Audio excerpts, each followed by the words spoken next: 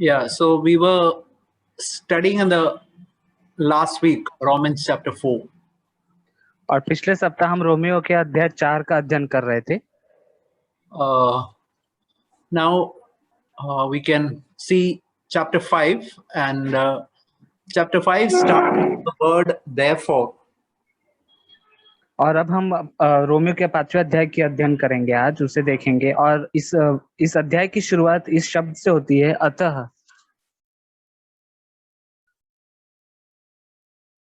Brother, you are on mute.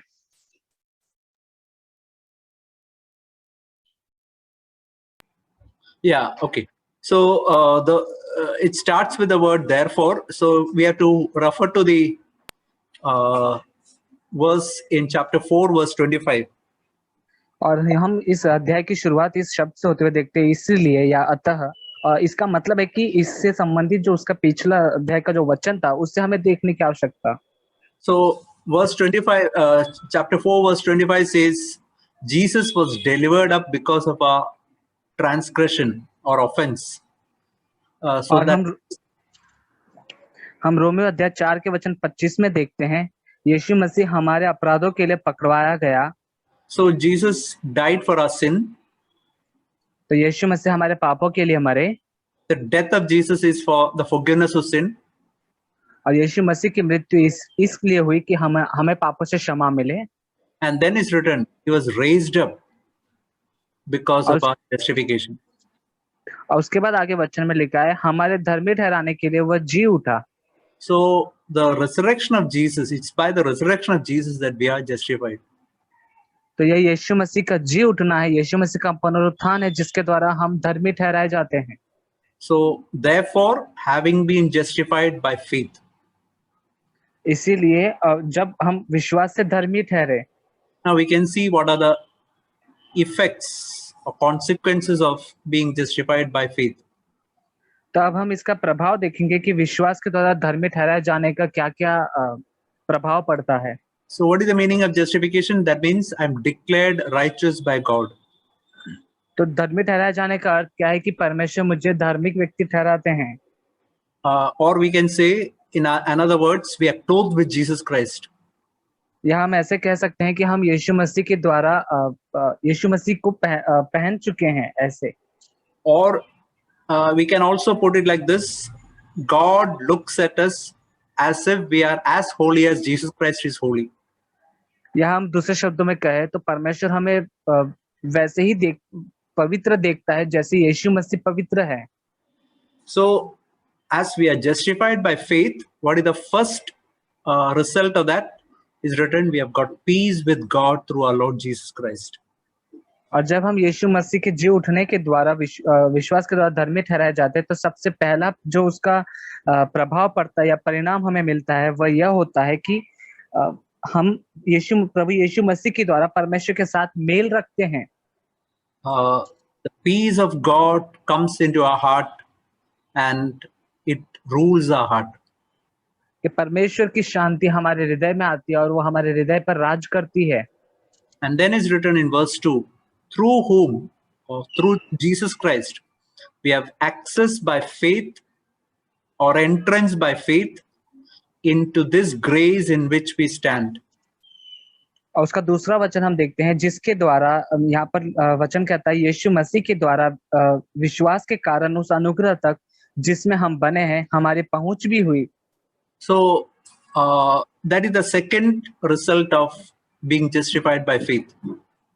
तो विश्वास के द्वारा धर्मी ठहराए जाने का यह दूसरा परिणाम है। We come into the immediate presence of God. और हम परमेश्वर की जो वास्तविक उपस्थिति होती है उसमें हम प्रवेश कर जाते हैं। We know that in the Old Testament, between holy place and the most holy place, there was a thick curtain. और जैसा कि हम सभी जानते हैं कि पुरानी वाचा में नियम में हम देखते हैं कि पवित्र स्थान और अति पवित्र स्थान के बीच में एक बांटने वाले एक बहुत ही जाड़ा कपड़े का पर्दा लगाया होता था। And only the high priest could go once in a year to the most holy place. और केवल वर्ष में एक बार महायाजक ही उस अति पवित्र स्थान में प्रवेश कर पाता था। all the priests could go only up to the holy place. और जितने भी याजक थे वो केवल पवित्र स्थान तक ही जा सकते थे।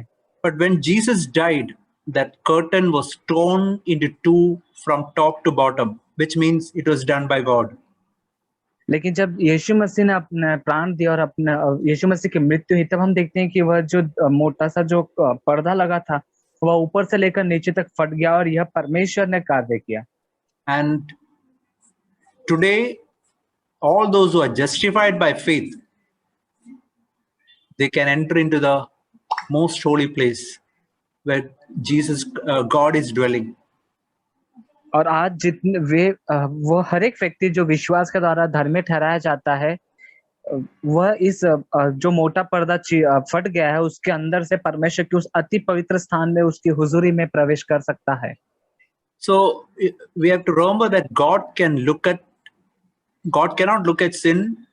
Only when we are perfect, we can come to the presence of God.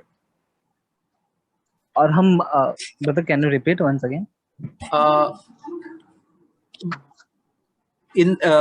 Only when we are as perfect as Jesus Christ is perfect, only then we can approach God. और जब तक हम यीशु मसीह के समान पूरी तरह से सिद्ध और पवित्र नहीं हो जाते, तब तक हम परमेश्वर के पास नहीं जा सकते। But the tremendous grace of God, that is what is written in verse 2, is that today we are made as holy as Jesus Christ because of the work of Jesus on the cross. लेकिन हम Romeo 5 के दूसरे अध्याय 5 के 2 वचन में पढ़ते हैं कि परमेश्वर का यह अनुग्रह हम पर हुआ है, जिसके द्वारा हम विश्वास से धर्मी ठहराए जाते हैं और हम परमेश्वर के सम्मुख उसी पवित्रता के साथ जो कार्य यीशु मसीह ने क्रूस पर किया उसके द्वारा हम प्रवेश कर जाते हैं। And to all of us it's available by faith. और हम सभी के लिए यह उपलब्ध कराया गया है विश्वास करने के द्वारा। And then it's written, we rejoice in the hope of the glory of God. और इसके बाद वचन आगे कहता है कि परमेश्वर की उस महिमा की आशा पर हम घमंड करें। Now, that is the third result. We can rejoice in the hope for the glory of God. और यह तीसरा परिणाम है विश्वास से धर्मी ठहराए जाने का कि हम हमारी जो परमेश्वर की महिमा की आशा है उस पर हम आनंद मना सकते हैं, उस पर हम घमंड कर सकते हैं। What is the meaning of glory of God? अब परमेश्वर की महिमा, इसका अर्थ क्या होता है? Many people think that when you see a photo of Jesus, there's a halo around his head. That is the glory of Jesus. That's what people think. और हम यदि लोगों से कहते हैं परमेश्वर की महिमा, तो वो कहते हैं कि यीशु मसीह की जो तस्वीर होती है, चित्र होता है, उसमें उसके चेहरे के आसपास, उनके सर के आसपास जो तेज दिखाया जाता है उस चित्र में, वही उनकी महिमा है। But what does the Bible say? लेकिन बाइबल क्या कहती है? There is a verse in Exodus chapter 33 verse 18 where Moses is asking God, show me your glory. और हम निर्गमन के अध्याय 33 के वचन 18 में पढ़ते हैं, जहां पर मूसा जो है वह परमेश्वर से विनती करता है कि मुझे अपनी महिमा दिखा दे। And then God said, I will show all my goodness. I will allow all my goodness to pass before you. और वहां पर परमेश्वर मूसा से कहते हैं कि मैं अनुमति दूंगा कि मेरी सारी भलाई तेरे सम्मुख से होकर गुजरे। So the goodness of God is the glory of God. तो परमेश्वर की जो भलाई है वही परमेश्वर की महिमा है। Goodness of God means his love and mercy and patience and so on. अब परमेश्वर की जो भलाई वह यही है कि उसका जो प्रेम करने का स्वभाव और उसका जो धीरज धरने का स्वभाव। In John 1:14, there also we can see what is the glory of God. योना अध्याय 1 के वचन 14 में भी हम पढ़ सकते हैं कि परमेश्वर की महिमा क्या है। There is written, the word became flesh. और यहाँ पर हम पढ़ते हैं कि जो शब्द था, जो वचन था, वह शरीर रूप में, देह रूप में आ गया। That means Jesus, who is God, came as an ordinary man. इसका अर्थ है कि यीशु मसीह जो परमेश्वर है वह मनुष्य रूप धारण करके आए। And we saw his glory. और हमने उसकी महिमा देखी। What is that glory? Is written there. Glory as of only begotten of the Father, full of grace and truth. और वहां पर हम वचन में पढ़ते हैं कि हमने उसकी ऐसी महिमा देखी। वह कौन सी महिमा है? जैसे पिता के इकलौते पुत्र की महिमा की अनुग्रह और सच्चाई से परिपूर्ण हो। So there is written, what is the glory of God? The glory of God is the fullness of grace and truth. तो यहाँ पर भी हम वचन में देखते हैं कि परमेश्वर की महिमा क्या है, कि परमेश्वर की महिमा यही है अ, अ, जो कि अनुग्रह और सच्चाई से परिपूर्ण होना। See, just imagine, think of Jesus. He was the greatest person in heaven. आप यीशु मसीह के विषय में विचार करें कि वह स्वर्ग में सबसे उत्तम सर्वोत्तम ऊंचा व्यक्ति था।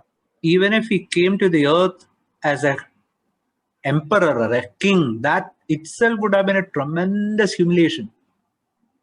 और कल्पना कीजिए कि यदि यीशु मसीह इस धरती पर मनुष्य रूप में एक राजा के रूप में भी बनकर आ जाते, तब भी वह उनके लिए उन्हें नीचा करने और उनकी नम्रता को दर्शाता, वह बहुत क्रूरता को दर्शाता। But he humbled and came as an ordinary man. लेकिन उन्होंने अपने आप को नम्र और दीन किया और वो एक सामान्य साधारण मनुष्य के रूप में आ गए। And again he humbled himself and became a servant, and then again humbled himself and became a criminal for us. और उन्होंने आगे भी अपने आप को यहाँ तक नम्र किया कि वो एक साधारण व्यक्ति से होकर वे दास बन गए सबका, और उसके बाद उन्होंने आगे अपने आप को और यहाँ तक नम्र किया कि वो हत्यारे आरोपी घोषित किए गए। That is why it's written in John chapter 1 verse 14, the fullness of grace was on Jesus. इसलिए हम यूहन्ना अध्याय के वचन 14 में पढ़ते हैं कि अनुग्रह की परिपूर्णता यीशु मसीह के ऊपर थी। And as a result, there was a fullness of truth. और जिसका परिणाम यह हुआ कि सच्चाई की परिपूर्णता उनके जीवन में थी। And after 2-3 verses is written, of his fullness, we all can receive grace upon grace. और उसके आगे के 2-3 वचन के बाद में हम पढ़ते हैं कि उसकी परिपूर्णता से हम सब ने प्राप्त किया है अनुग्रह पर अनुग्रह। So to the extent we also humble ourselves, to that extent we also can partake of his grace. और जितना ज्यादा हम अपने आप को, जितनी हद तक अपने आप को नम्र करेंगे, उतना तक हम परमेश्वर से अनुग्रह को पाएंगे। So many times Brother Matthew shows that example with a pen. Some people are climbing all the time on the earth. There are some other people who are humbling themselves. और हम सभी जानते हैं कि भाई मैथ्यू अक्सर एक उदाहरण देते हैं उस पेन का, जहाँ पर बहुत से ऐसे लोग हैं जो ऊपर की ओर, ऊंचाइयों की ओर चढ़ते रहते हैं, लेकिन कुछ हैं जो अपने आप को नम्र और दीन करते हुए नीचे जाते हैं। But Jesus humbled himself to the most lowest position. और यीशु मसीह ने सबसे निचला जो स्तर था, नीचा स्तर था, उस वहां तक अपने आप को नम्र और दीन किया। In heaven, that pen is turned upside down. लेकिन स्वर्ग में उस पेन को पूरी तरह से उल्टा करके खड़ा कर दिया जाता है। Jesus is on top. और यीशु मसीह सबसे ऊपर हैं। And to the extent we humbled ourselves, we are also close to Jesus. और जिस सीमा तक हमने अपने आप को नम्र किया होगा, उतनी ऊंचाई तक हम भी यीशु मसीह के संग होंगे। Okay, there are 2 types of righteousness. और 2 प्रकार की धार्मिकता होती है। One is called imputed righteousness. Imputed righteousness means righteousness is credited to us. एक ऐसी धार्मिकता होती है जो हमें सेंटमेंट में दी जाती है। The other is imparted righteousness. Partaking of his righteousness. और दूसरी जो धार्मिकता होती है, उसमें हम एक धार्मिकता के सहभागी बनते हैं। See, we can see in Romans chapter 5 verse 1 and 2 what is imputed righteousness. और रोमियो के अध्याय 5 के वचन 1 और 2 में जो हम पढ़ते हैं, वह जिस धार्मिकता के विषय में वचन बात करता है, वह हमें सेंटमेंट में दी जाने वाली धार्मिकता है। That means when we are born again, that time he clothes us with his righteousness. He clothes us with Jesus Christ himself. इसका अर्थ यह है कि जिस समय हम नया जन्म पाते हैं, परमेश्वर यीशु मसीह अपनी धार्मिकता से हमें ढांपते, हमें उसके धार्मिकता को पहनाते हैं। Just like a huge amount is credited to a bank account, the righteousness of Jesus is credited to our account. ये बिल्कुल ऐसा ही जैसे एक भारी रकम आपके बैंक के खाते में जमा करा दी जाती है, वैसे ही परमेश्वर यीशु मसीह की धार्मिकता को हमारे खाते में डालते हैं। So there is where we come to the starting point of Christian life. और यह वह क्षण होता है जहां पर हमारे मसीह जीवन की शुरुआत के लिए हम आते हैं।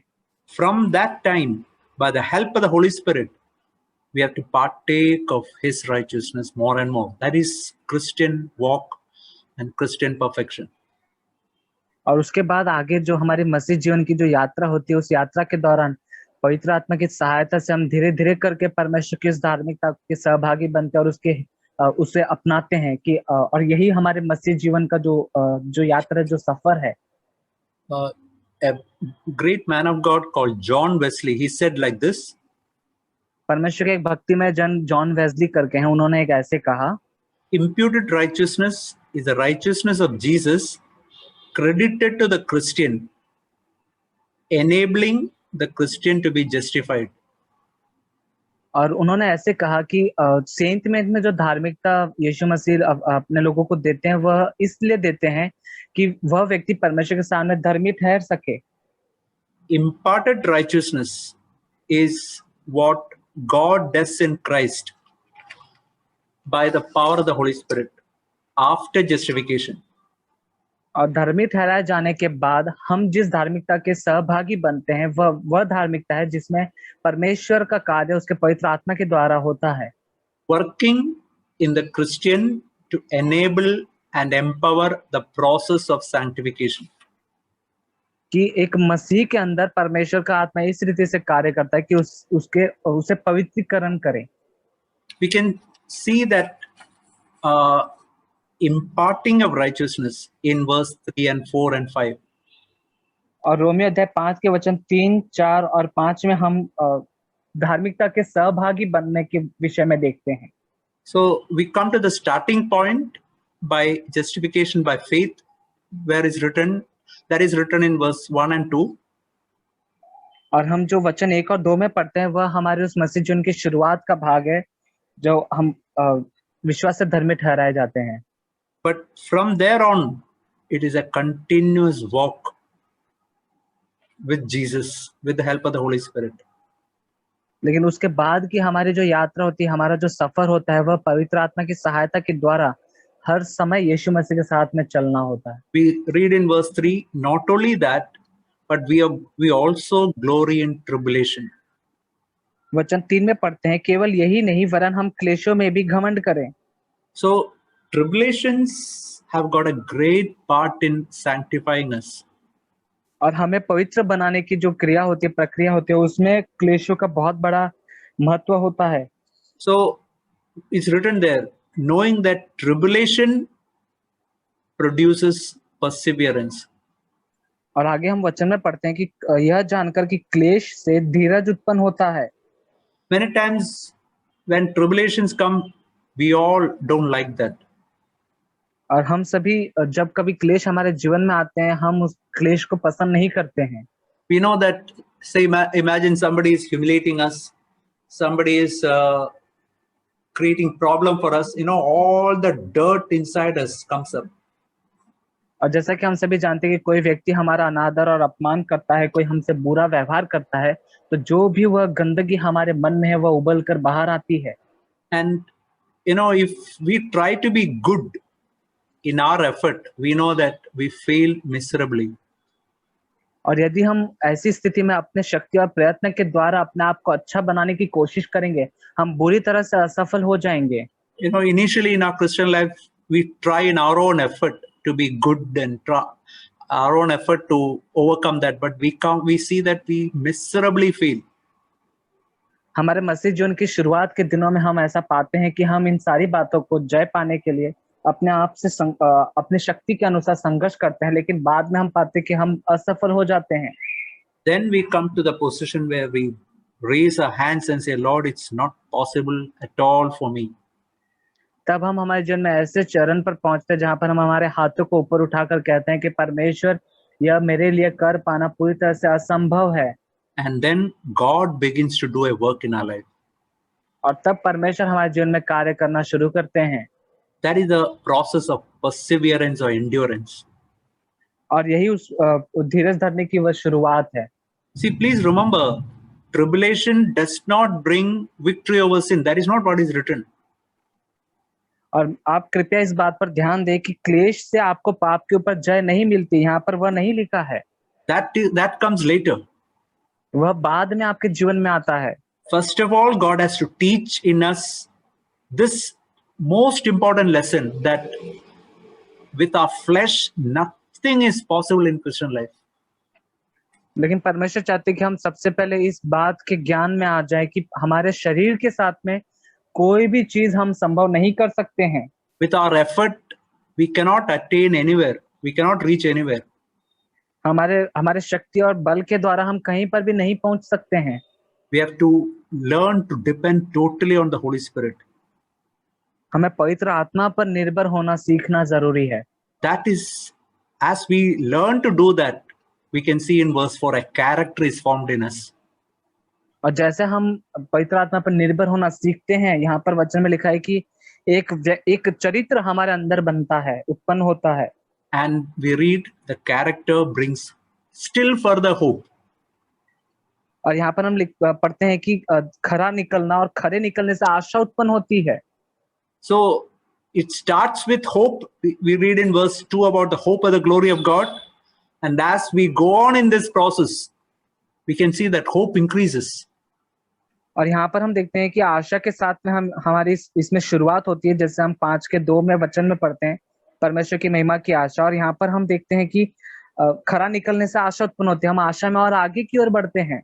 That means we see that God can work in so many other areas in our Christian life. इसका मतलब है कि हम हमारे जीवन में देख पाते हैं ऐसे कई सारे क्षेत्र हैं जहां पर परमेश्वर कार्य करते हैं। And then is written, hope does not disappoint. और यहाँ पर आगे वचन कहता है कि आशा से लज्जा नहीं होती, हम निराश नहीं होते। Love of God is poured out in our heart by the Holy Spirit. क्योंकि पवित्र आत्मा जो हमें दिया गया है, उसके द्वारा परमेश्वर का प्रेम हमारे मन में डाला गया है। So as we depend on the Holy Spirit, we see that the Holy Spirit gives us greater encouragement, greater will to fight, greater desire for God, greater ability to obey His commandments. The Christian life becomes more and more exciting. और जैसे हम परमेश्वर में निर्भर होकर आगे की ओर बढ़ते हैं, हम पाते हैं कि पवित्र आत्मा हमें और ज्यादा उत्साहित करता है, प्रोत्साहन देता है, और ज्यादा पवित्र आत्मा हमारी सहायता करता है कि हम हमारे इस शरीर के साथ जो लड़ाई है उसमें हम लड़ते रहें, और ऐसे हम मसीह जीवन में आगे की ओर बढ़ते हैं। That is why in Psalm 16 is written that in the presence of God there is fullness of joy and pleasures forevermore. और यही हम भजन संहिता अध्याय 16 में पढ़ते हैं कि तेरी हुजूरी में आनंद की भरपूरी है और तेरे दाहिने हाथ में सुख सर्वदा बना रहता है। A great man of God called C.S. Lewis, he puts it in this way. परमेश्वर के एक भक्तिमय जन C.S. लुइस वो इस रीति से ऐसे कहते हैं। He says that when we are born again, we know that all of us are full of selfishness and self-centered life. वो कहते हैं कि जब हम नया जन्म पाते हैं तब हम स्वयं पर केंद्रित रहते हैं, हमारा ध्यान खुद पर रहता है, हम स्वार्थी जीवन जीते हैं। But you know what God does? लेकिन आपको पता है परमेश्वर क्या करते हैं? God calls such a man. He says, okay, let's call him Jesus Christ. लेकिन पता है परमेश्वर आपको क्या कहते हैं? परमेश्वर कहते हैं कि अच्छा, इस व्यक्ति को ये यीशु मसीह है। That means he looks at us as if we are as holy as Jesus. इसका मतलब है कि वह हमें इन ऐसी नजरों से देखते हैं जैसे कि वह हम यीशु मसीह के समान पवित्र हैं। He says, there is a English novel where one man had an extremely ugly face. और अंग्रेजी की किताब है, इंग्लिश की एक किताब है, जहां पर एक व्यक्ति के बारे में ऐसे लिखा हुआ है कि उसका सबसे बदसूरत उसका चेहरा था। And because of that, he put a mask of a very handsome person. और इसी कारण से कि उसका चेहरा बहुत ही बदसूरत था, वह एक खूबसूरत दिखने वाले चेहरे का नकाब पहनता था। So many years he was putting this mask. और कई वर्षों से वह इस नकाब को पहना करता था। And the story says, after many years, his face actually became like that. और आगे वह कहानी कहते हैं कि कई वर्षों के बीतने के बाद उसका जो चेहरा था वह वास्तव में ही वैसा हो गया। So that is what God does. People who are full of self-centeredness, he calls them Jesus Christ. He says, okay, here is my son who is just like Jesus. और वैसे ही हम भी, जो हमारा जीवन स्वयं पर केंद्रित और स्वार्थी जीवन होता है, लेकिन परमेश्वर जब हमें देखते हैं तब उनकी नजरों में वो कहते हैं कि यह भी बिल्कुल यीशु मसीह के जैसा है। And then, you know what he does? When we meet tribulations, as we read here, people are abusing us, people are calling us bad names or humiliating us. और तब आपको पता है परमेश्वर आगे हमारे विषय में क्या कहते हैं। यहाँ पर हम वचन में पढ़ते हैं कि जब क्लेश हम पर पड़ता है तब, और जब लोग हमारी निंदा और अपमान करते हैं और हमें बुरा कहते हैं, He says, okay, what I have done to you, now you do to others. तब वो हमसे कहते हैं कि जो मैंने तुम्हारे साथ में किया है वो तुम औरों के साथ में करो। You also pretend, and even though this anger and hatred rises in you, as is written in Colossians chapter 3, you put on love, put on mercy, put on patience, put on forgiving attitude. लेकिन और जब कभी आपके साथ में ऐसा बुरा व्यवहार, दुर्व्यवहार होता है, तब आप यीशु मसीह ने जो आपके साथ क्या वह करें कि आप इन सारी बातों के बावजूद इसके ऊपर उठकर, जैसे कुलुस्सियों की पत्री में लिखा है, हम प्रेम को दिखाते हैं, हम धीरज और हम सहनशीलता को दिखाते हैं। You know, earlier I was putting a t-shirt, now I put on this shirt. कि मैं किसी और दिन एक टी शर्ट को पहना था और मैं आज के इस दिन में मैंने एक शर्ट को पहना है। Like that, Jesus says, now you put on love, put on mercy, put on forgiving attitude. तो अब यीशु मसीह हमसे कहते हैं कि अब हमें प्रेम के स्वभाव को पहनना है, हमें सहनशीलता के स्वभाव को, दया के स्वभाव को पहनना है। As we begin to do that, Holy Spirit begins to help us. और जैसा हम यह करने की शुरुआत करेंगे और आगे बढ़ेंगे, पवित्र आत्मा हमारी सहायता करेगा। See, Jesus said, love your enemies. और यीशु मसीह ने कहा अपने शत्रुओं से प्रेम करो। We'll ask, how can I do that? हम कहेंगे मैं कैसे कर सकता हूँ? Jesus says, okay, bless those who curse you, pray for those who persecute you. Then, pray for the. So that is the meaning of putting on love and putting on mercy. तब यीशु मसीह हमसे कहते हैं कि जो तुम्हें सताते हैं उनके लिए प्रार्थना करो, और जो तुम्हारी निंदा करते हैं उनके लिए विनती करो। See, that is the meaning of putting on love and putting on mercy. और इसी का अर्थ है कि हम प्रेम को पहनते हैं और हम दया के भाव को पहनते हैं। That is where we partake of his righteousness by the help of the Holy Spirit. और यही वह समय है जहाँ पर हम पवित्र आत्मा की सहायता के द्वारा परमेश्वर की धार्मिकता के सहभागी बनते हैं। So what God wants us in our Christian life is to cooperate with the Holy Spirit, yield to the voice of the Holy Spirit. और परमेश्वर हमारे मसीह जीवन में हमसे यही बात को चाहता है कि हम पवित्र आत्मा के सामने समर्पित करके अपनी इच्छाओं का समर्पण कर दें और उनके साथ में हम सहभागी हो जाए, सहकर्मी बन जाएं। As we yield to the Holy Spirit, the love of Christ is poured out in our heart. He energizes us to follow Jesus Christ. और जब हम पवित्र आत्मा के और अपनी इच्छाओं को समर्पित करेंगे, छोड़ देंगे, तब परमेश्वर का जो प्रेम है वह पवित्र आत्मा हमारे हृदय में डालेगा। Then it's written in verse 6, when we were still without strength, at the right time Christ died for the ungodly. और उसके 6वें वचन में, रोमियो 5:6 में हम पढ़ते हैं, क्योंकि जब हम निर्बल ही थे तो मसीह ठीक समय पर भक्तिहीनों के लिए मरा। But then is verse 7, for a righteous man nobody will be ready to die, even for a good man nobody will be daring to die. और 7वें वचन में हम पढ़ते हैं, किसी धर्मी जन के लिए कोई मरे यह तो दुर्लभ है, परंतु हो सकता है किसी भले मनुष्य के लिए कोई मरने का भी साहस करे। But you know what happens is, many times we can think that I am good, I am righteous. और कई बार हमारे साथ यह ऐसे हो सकता है कि हम अपने विषय में ऐसा सोच सकते हैं कि मैं अच्छा हूं, मैं भला हूं, मैं धर्मी हूं। But the reality is, all of us are such dirty, terribly dirty people. लेकिन वास्तविकता और हकीकत यही है कि हम सभी बहुत ही मैले और गंदे हैं। Our flesh is such a dirty one that It cannot create any divine thing in a Christian life. It is totally helpless for any divine or spiritual work. The हमारा divine जो quality to be created in us.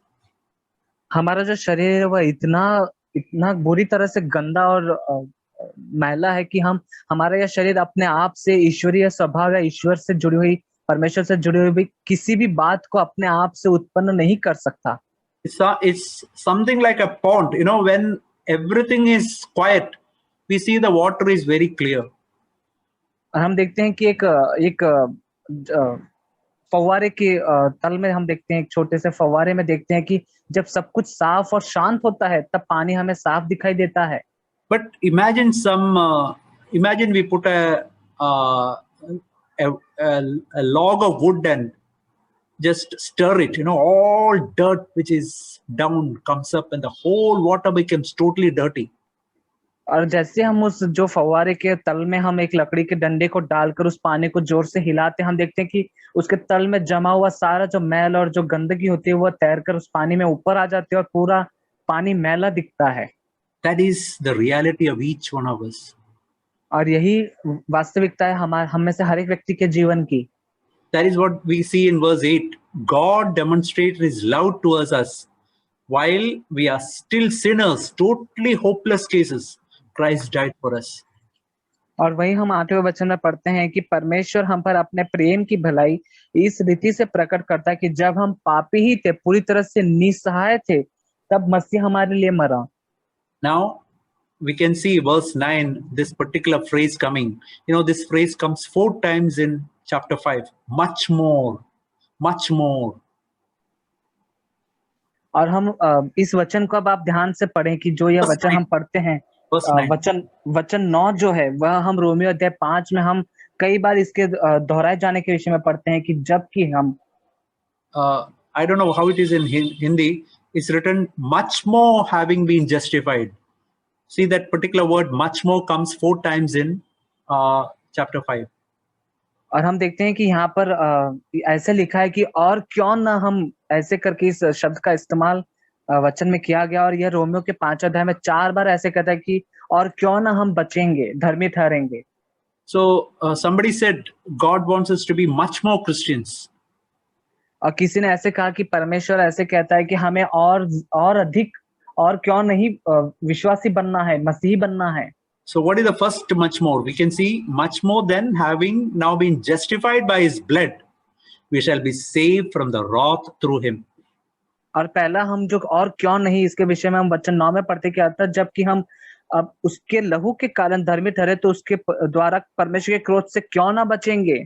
See, that is the first salvation from the wrath of God. और यह हमारा पहला उद्धार है, उद्धार परमेश्वर के क्रोध से। And then verse 10 is written, if then when we were enemies, we were reconciled to God through the death of his son. We can see the word coming second time. Much more having been reconciled, we shall be saved by his life. और उसके 10वें वचन में जो कि दूसरी बार और क्यों नहीं इस प्रकार से वचन दूसरी बार यहाँ पर कहता है वचन 10 में, क्योंकि बैरी होने की दशा में उसके पुत्र की मृत्यु के द्वारा हमारा मेल परमेश्वर के साथ हुआ, तो फिर मेल हो जाने पर उसके जीवन के कारण हम उद्धार क्यों ना पाएंगे। So the first salvation is salvation from the wrath of God. तो पहला जो हमारा उद्धार था वह उद्धार हुआ परमेश्वर के क्रोध से। Please remember, salvation is used in the Bible in 3 senses, 3 ways. और आप इस बात पर ध्यान दें कि बाइबल में जो इस शब्द का इस्तेमाल किया गया उद्धार, यह तीन प्रकार से, 3 रीति से कहता है। First salvation is salvation from the wrath of God.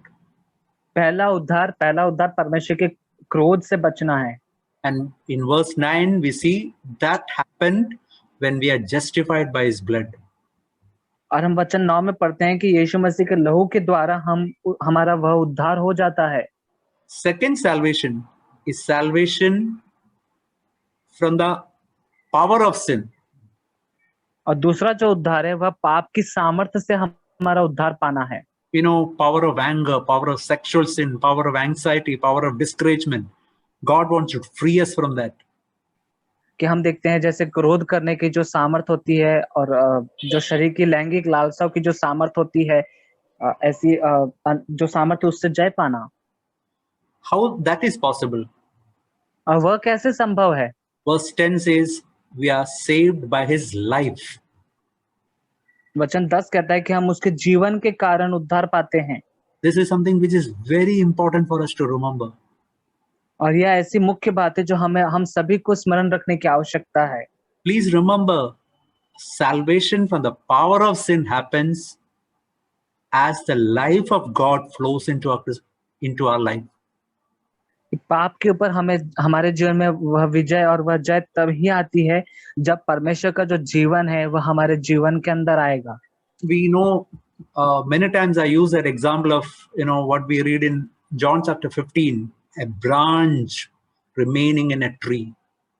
और मैं अक्सर इस बात का उदाहरण देता हूँ जो योना के अध्याय 15 में लिखा गया है कि वह जो दाखलता है वह दाग से उस पेड़ के तने से वह जो डाली है वह तने से जुड़ी रहती है। And as it remains in that tree, the sap of the tree enters the plant, enters that branch, and it bears fruit.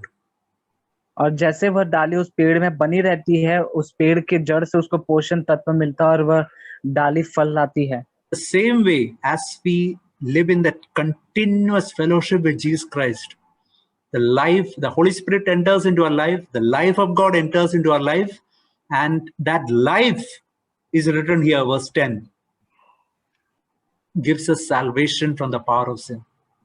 और यही हम वचन में पढ़ते कि हम जितना अधिक और परमेश्वर के संगति में, यीशु मसीह के संगति में रहेंगे तो परमेश्वर की पवित्र आत्मा हमारे जीवन में वास करेगी और उसके द्वारा परमेश्वर का जीवन हमारे अंदर बहेगा। और वह जीवन, यहाँ पर हम वचन 10 में पढ़ते कि वह जीवन हमारा पाप की सामर्थ्य से छुटकारा करेगा। That is what is written in Romans 8:2. The law, the spirit of life in Christ has freed us from the law of sin and death. और यही हम रोमियो अध्याय 8 के वचन 2 में पढ़ते हैं कि जीवन की आत्मा की व्यवस्था ने मसीह यीशु में मुझे पाप की और मृत्यु की व्यवस्था से स्वतंत्र कर दिया। Many times brother Zach shows his example. Just think of this mobile. If I leave it, it falls down. भाई जैक कई बार यह उदाहरण देते कि जैसे ये मोबाइल मेरे हाथ में है, यदि मैं इसे छोड़ दूंगा तो यह नीचे गिर जाएगा। But when I hold it like this, the life in my body is keeping this mobile in the air. लेकिन जब मैं फोन को ऐसे पकड़ कर रखता हूँ तो यह इस बात को दर्शाता है कि वह जीवन जो मेरे अंदर बहता है मेरे हाथों में, वह इस फोन को ऐसे हवे में उठा कर रखता है। Just like that, the life of God can keep us away from sin and gives us salvation from the power of sin. इसी रीति से परमेश्वर का जो जीवन है वह हमारे जीवन को ऐसे उठा कर रख सकता है जो हमें पाप की सामर्थ्य से छुटकारा देगा, पाप पर जय देगा। And the last verse for today, verse 11 says, first we see that rejoicing, verse 2, in the glory of the hope of the glory of God. Second, we see rejoicing, verse 3, in tribulation. और हम वचन 2 में पढ़ते हैं, Romeo 5 के 2 में, कि हम परमेश्वर की जो महिमा की आशा है उस पर हम आनंद करते हैं। उसके बाद दूसरी बात हम वचन 3 में पढ़ते हैं कि हम क्लेशों में भी आनंद करते हैं। And in verse 11, rejoicing, now we learn to rejoice not in any other thing but simply in Jesus Christ. और उसके बाद आज हमारा जो आखिरी वचन है, आज का 11वां वचन, उसमें हम पढ़ते हैं कि हम परमेश्वर में इसलिए आनंदित होते हैं कि हम केवल यीशु मसीह के साथ में हैं। We just rejoice to be in his presence, rejoice to be in that fellowship with Jesus. We say, Lord, I don't have any request, but I just want to be close to you and I want to be in fellowship with you. कि यही हमारे लिए मुख्य बात है कि हम परमेश्वर के पास इसलिए किसी विनती के निवेदन करने के लिए नहीं, परंतु इसलिए ही रहना चाहते हैं कि हम परमेश्वर की संगति को चाहते हैं और उसी संगति में हम आनंद रहते हैं। I am not coming to you to get something for me, but I just want to make your heart happy. कि मैं आपसे कुछ पाने की आशा से आपके पास नहीं आता हूं, परंतु मैं केवल आपके हृदय को आनंदित करना चाहता हूं, आनंद पहुंचाना चाहता हूं। So in the same way as we saw that imputed righteousness and imparting of righteousness, तो हमने जैसे वचन में देखा कि दो प्रकार की धार्मिकता, एक जो हमें सेंट में दी जाती है, दूसरी हम जिसके सहभागी बनते हैं। We can see that again in verse 9 and 10. और यही हम उसी अध्याय के वचन 9 और 10 में भी पढ़ते हैं. Verse 9 says about imputed righteousness. Verse 10 says about imparting of righteousness. God imparting to us his righteousness. और हम वचन 9 में पढ़ते हैं परमेश्वर हमें धर्मी ठहराने के विषय में, और वचन 10 में हम पढ़ते हैं कि हम परमेश्वर के साथ मेल के द्वारा उसकी धार्मिकता के सहभागी बनते हैं. So the remaining we can see in the next week. और आगे के जो अध्ययन है हम अगले सप्ताह में देखेंगे. So brothers and sisters, you don't have to worry about speaking, expounding the word. You can always speak on something which touched your heart. So it's always good to speak something out. Confession of our mouth is very powerful. So don't take this time to do that. तो भाइयों और बहनों, ऐसा नहीं है कि आपको कुछ बहुत गहराई वाला बांटना है. जो भी परमेश्वर ने आपसे बात की है, आपके हृदय को जो छुआ है, वो बांटना है. और हमारा बांटना बहुत ज़रूरी है, क्योंकि हमारे मुंह से हमें अंगीकार करना बहुत मायने रखता है. Yes, I want to share that really Romans is a very wonderful chapter, and it is very deep, and it shows how merciful our God is. तो मुझे आपसे ये बांटना है कि जो रोमियो की पुस्तक है और उसके अध्याय हैं, ये बहुत ही अद्भुत और बहुत ही गहराई वाले अध्याय हैं, और इसमें से परमेश्वर हमसे बहुत बात करते हैं. And it shows how Christ's righteousness is imputed in us, and like the person, Jesus gave one example that one person was there in the wedding who was not wearing the wedding cloth, and he was thrown out because he didn't have the wedding cloth. And that wedding cloth is the righteousness that that is imputed in us when we are to attend the feast. तो यहाँ पे ऐसे बताया गया है कि कैसे परमेश्वर की जो धार्मिकता है वह हमें सेंट मेद में मिली है. और जैसे यीशु मसीह ने भी एक दृष्टांत में बताया था कि कैसे एक व्यक्ति के पास जो शादी विवाह है उसके लिए कपड़े नहीं थे, और इसके कारण उसको उस विवाह से निकाल दिया गया था. तो यह जो विवाह के कपड़े हैं, ये हमें परमेश्वर ने सेंट मेद में दिए हैं. So that we can attend, we can become his part of his body, and we are united with him forever. और ताकि हम उसकी जो विवाह है उसका भाग बन सकें, और उसके एक शरीर का भाग बन सकें, और उसके साथ मेल मिलाप करके जी सकें. Yeah, so therefore we should be very careful not to be anyway unfaithful to him. और इसीलिए बहुत ज़रूरी है कि हम इस बात का ध्यान रखें कि हम किसी भी रीति में परमेश्वर के लिए अविश्वास योग्य न ठहरें. And we should continue to be in that state and go ahead with the good works that he has kept for us. और इसलिए ज़रूरी है कि हम इस दशा में आगे बढ़े, और जो भी हमारे अंदर अच्छा कार्य शुरू हुआ है उसको आगे बढ़ाते जाएं. Thank you very much. So I will share one or two things which went through my mind when brother was speaking. तो मैं आपसे एक दो बातें बांटना चाहता हूँ जो मेरे मन में आई जब भाई बांट रहे थे. So the verse 8, 9, 10, when you read, it says that if when we were still sinners, Christ died for us. तो जब हम वचन 8वां 9वां और 10वां पढ़ते हैं तो वहाँ लिखा है कि जबकि हम पापी ही थे तब परमेश्वर हमारे लिए मरे. So I was thinking, when we were enemies of God, when we were sinners, Christ died for each one of us. तो इसका मतलब है कि जब हम परमेश्वर के दुश्मन थे उस समय पर यीशु मसीह हमारे लिए मरे.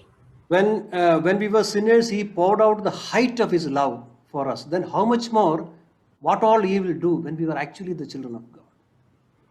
तो जबकि हम पापी थे उस समय पर उसने अपने प्रेम की जो सीमा है उसको साबित किया, तो उससे कितना ज्यादा वे हमसे अपना प्रेम उंडेलेंगे, जबकि हम परमेश्वर की संतान हैं। This is something which is beyond our comprehension, the love of God. Then all our anxieties and doubts and fear will go away because we are grounded on the solid foundation of the love of God. तो यह परमेश्वर का प्रेम का जो नींव है वह है, और जब हम इस नींव में अपने आप को स्थापित करेंगे तो हमारे जीवन से जो भी डर है और जो भी चिंता है वह सब दूर हो जाएगा। When Christ can show us the height of his love when we were enemies, then how much more he will give us when we were children. There is it's beyond our understanding what God can do for us when we are actually the children of God. तो जब मसीह हमारे लिए उन्होंने अपनी जान दी उस समय पर, जबकि हम परमेश्वर के दुश्मन थे, तो हमें सोचना चाहिए, कल्पना करनी चाहिए कि कितना ज्यादा वो हमसे प्रेम करेंगे जब हम परमेश्वर की संतान हैं, और यह बात हमारी कल्पना से भी परे है। First verse says that therefore, since we have been justified through faith, we have peace with God through our Lord Jesus Christ. तो पहला वचन बोलता है, सो जब हम विश्वास से धर्मी ठहरे तो अपने प्रभु यीशु मसीह के द्वारा परमेश्वर के साथ मेल रखें। And this is the salvation which God has offered to us is like, suppose there is a medical college where you want to, it's a very coveted medical college where you want to take admission. तो ये जो उद्धार है ये परमेश्वर ने हमें भेंट में दिया है, और आप मान लीजिए कि आप एक मेडिकल कॉलेज में दाखिला देने के लिए आप दाखिला चाहते हैं। So when you take admission, when you sign the paper, they will give you the certificate of pass. तो जब आप उस दाखिले का जो पेपर है वह साइन करेंगे, तब वह आपको उस प्रमाण पत्र देंगे कि that you are passed. They will declare that you already passed the medical, you are granted the degree before you even start. अच्छा, तो तब वह आपको उस पास करने से पहले ही यह प्रमाण पत्र दे देंगे कि आप उत्तीर्ण कर चुके हैं, पास कर चुके हैं। Then they will ensure you that you pass through 5 years of rigorous process. और तब वह इस बात का ध्यान रखेंगे कि आप पास हो जाएं, क्योंकि वे 5 साल की ऐसी कड़ी ट्रेनिंग आपको देंगे। So what you need to do is you have to stay assigned. Don't run away from that medical college. You stay there, then they will ensure that you pass, you get the degree. तो आपको क्या करना है, आपको बस उन 5 सालों में वहां पर डट के रहना है, और बाकी सारा काम वे करेंगे कि आप पास हो जाएं। The degree is given at the beginning before you start. That is exactly what Christ did. He gave his righteousness and then he told us to start the Christian life. तो जो डिग्री है वह वो लोग पहले ही दे देंगे, और फिर वे उस प्रक्रिया में आपको शामिल करेंगे, और इसी प्रकार से होता है कि जो परमेश्वर का जो धार्मिकता है वह हमें पहले ही मिल जाता है, और बाद में हमारा मसीही जीवन शुरू होता है। Then he will put us into a process of sanctification and make us like Christ, so that when we meet him, we will be like him. और फिर उसके बाद जो हमारा शुद्धिकरण की प्रक्रिया है वह शुरू होती है, और हम धीरे धीरे मसीह के जो स्वरूप है उसमें बदलने लगते हैं, ताकि जब हम उससे मिलें उस समय हम पूरी तरह से मसीह के समान हों। Amen. I just want to share something that really blessed me. Like the brothers were sharing, that Romans 5 is a really beautiful chapter, and it holds so much of truth, and it has really touched my heart. तो मैं आप लोगों से कुछ बातें बांटना चाहती हूँ जो मेरे हृदय को छू गई जब भाई बांट रहे थे रोमियो के 5वें अध्याय में से। यह बहुत ही सुंदर एक अध्याय है, और इसने मेरे हृदय को एकदम छू लिया है। Whenever I read Romans chapter 5, where it says that therefore having been justified by faith, we have peace with God. तो जब भी मैं ये अध्याय में ये वचन पढ़ती हूँ कि सो जब हम विश्वास से धर्मी ठहरे तो अपने प्रभु यीशु मसीह के द्वारा परमेश्वर के साथ मेल रखें। Verse 1, no sister? Yeah. We have peace with God. The peace with God is something that always brings to my mind. Like when I was a teenager, I remember at home we had a book written by Billy Graham, Peace with God. तो यहाँ पे जो यहाँ पर जो लिखा है कि हमें परमेश्वर के साथ हम मेल रखें और हम हमारे परमेश्वर के साथ शांति स्थापित हो, तो मुझे याद है कि जब मैं टीनेज में थी तब हमारे घर में एक पुस्तक हुआ करती थी और उस पुस्तक का नाम था पीस विद गॉड, परमेश्वर के साथ शांति, और वह बिली ग्राहम जी ने लिखी थी। And I remember reading that book, and it said that you know that our generation is one which is so much full of anxiety, more than any other generation, the past generation.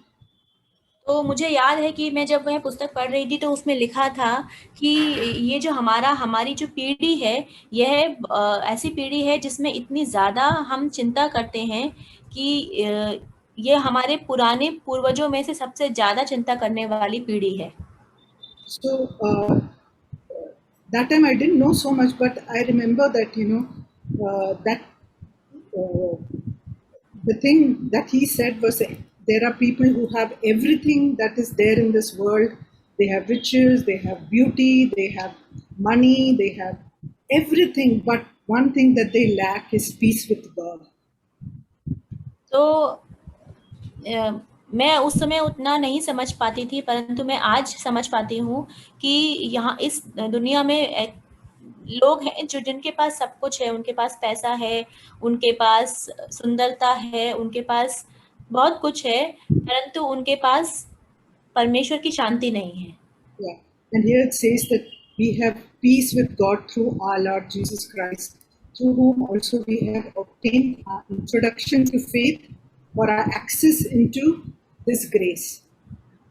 और यहाँ पर ऐसा ही लिखा है कि हमारे प्रभु यीशु मसीह के द्वारा हमें परमेश्वर के साथ शांति मिली है, मेल मिलाप मिला है, जिसके द्वारा विश्वास के कारण उस अनुग्रह तक जिसमें हम बने हैं हमारी पहुंच भी हुई। Yeah, like how access into the presence of a king. We cannot just anytime get into the presence of a king. We have to be given permission. In the same way, like we have access into that grace through Jesus Christ. We have that access, and I was just thinking that Paul, he would have experienced that. How he could not have that peace with God. How he must have longed and yearned by trying and doing a lot of works, but he was devoid of that peace which he never had. And once he got that peace, we see how he says in verse 2 and verse 3 and verse 11 also, where as Brother Sam was sharing, we exult in hope of the glory of God. तो मैं ऐसे सोच रही थी कि प्रेरित पौलुस भी अपने समय में उन्होंने इस बात के लिए कितना कोशिश किया होगा, कितना यत्न किया होगा और क्या-क्या कुछ नहीं किया होगा परमेश्वर के साथ शांति रखने में, परंतु और जैसा कि हम किसी राजा के पास जाते हैं तो उसके पास जाने से पहले हमें उनकी आज्ञा लेने की ज़रूरत होती है। तो उसी प्रकार से परमेश्वर के पास जाने के लिए हमें यीशु मसीह के द्वारा होकर हम जाते हैं। और प्रेरित पौलुस इसी विषय जब उनको यह शांति मिल गई तो वे आगे बोलते हैं कि हम इस परमेश्वर के साथ जो मेल मिलाप है उसमें हम आनंद मनाते हैं। Yeah, so he says in 3 places, he's saying exult in hope, and exult means leap with joy. It's not just a small joy, but what it is, the word exult I was seeing is, it means to jump up, to leap with joy. So that joy which you have in yourself when you have peace with God, that is such a great joy.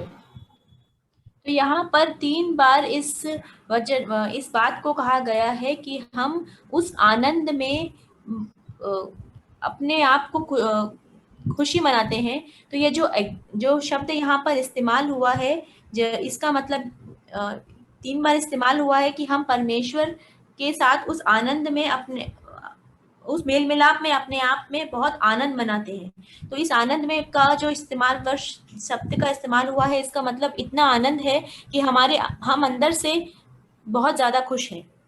Yeah, and we start leaping, like कूदने लगते हैं।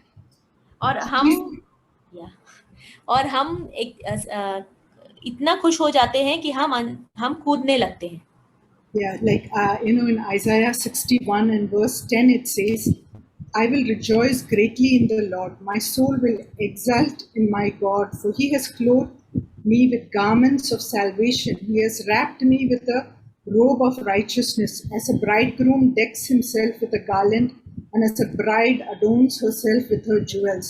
So, just like how brother also was sharing, like, God has clothed us with that garment of righteousness. He's wrapped me. I imagine that in myself, that Jesus has wrapped me with his robe of righteousness. Just like he's wrapping me, like it says here that as a bridegroom decks himself with a garland, as a bride adorns herself with her jewels. So, you can't help but be happy and jump with joy when you think that this is what God has done for me. तो जैसे कि यशाया 61:10 में लिखा है, मैं यहोवा के कारण अति आनंदित होऊंगा, मेरा प्राण परमेश्वर के कारण मगन रहेगा, क्योंकि उसने मुझे उद्धार के वस्त्र पहनाए और धर्म की चद्दर ऐसे उड़ा दी है जैसे दूल्हा फूलों की माला से अपने आप को सजाता और दुल्हन अपने गहनों से अपना श्रृंगार करती है।